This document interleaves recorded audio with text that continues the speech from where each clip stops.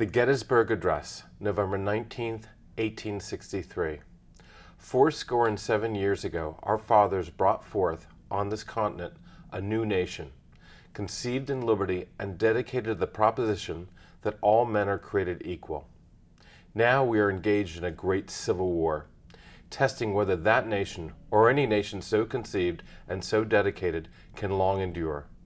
We are met on a great battlefield of that war. We have come to dedicate a portion of that field as a final resting place for those who here gave their lives that that nation might live. It is altogether fitting and proper that we should do this.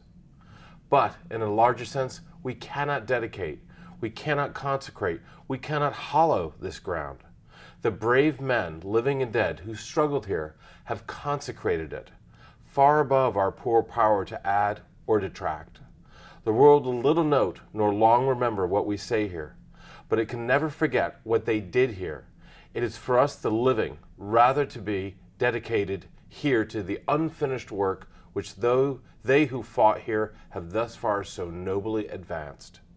It is rather for us to be here dedicated to the great task remaining before us, that from these honored dead we take an increased devotion to that cause for which they here gave the last measure of devotion, that we here highly resolve that these dead shall not have died in vain, that this nation, under God, shall have a new birth of freedom, and that government of the people, by the people, for the people, shall not perish from the earth.